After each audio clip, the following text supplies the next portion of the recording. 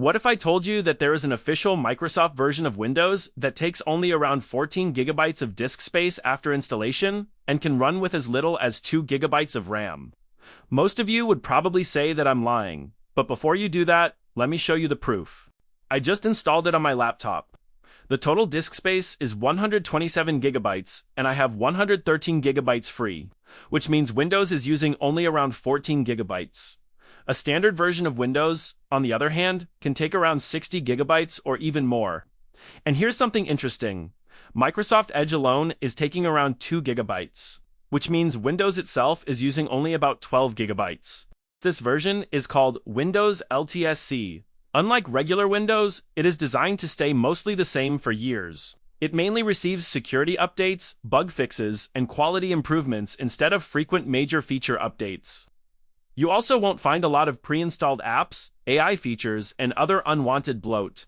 Now, if we look at the official Microsoft requirements, the preferred RAM is 4 gigabytes, while 2 gigabytes is listed as optional.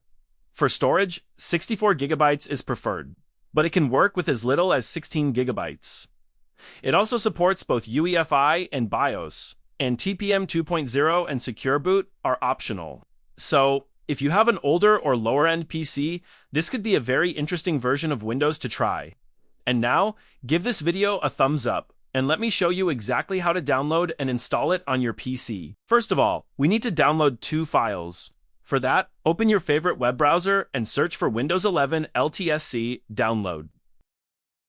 From the search results, open the website that says please select your Windows.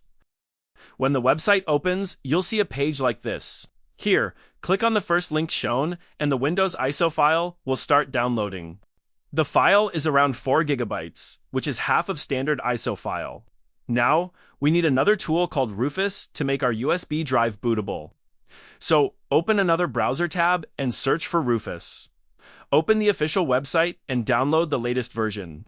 Rufus is a small and portable tool, so it should download quickly. Now, wait for both files to finish downloading.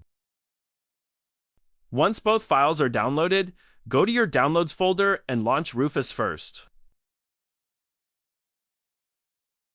Connect your USB drive to your PC. Make sure it doesn't contain any important data because the USB drive will be formatted. Next, click on Select and choose the Windows ISO file from your Downloads folder.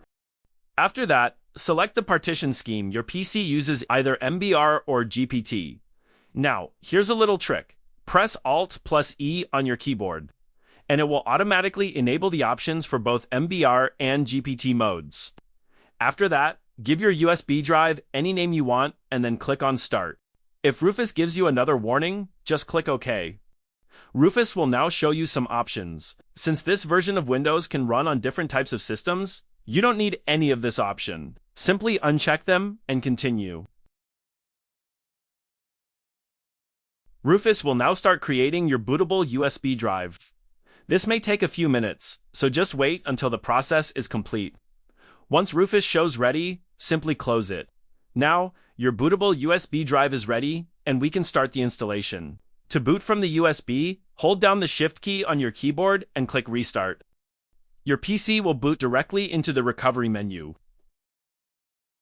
From here, click on this option and choose your USB drive. Your PC will then boot directly from the USB. If this method doesn't work for you, or if your PC is not in a working state, you can also boot from the USB through the BIOS or boot menu. The method can be different depending on your laptop or PC brand, so I'll leave a helpful videos link in the description. Now, as you can see, the Windows installation process is just like installing a normal version of Windows. Everything is basically the same.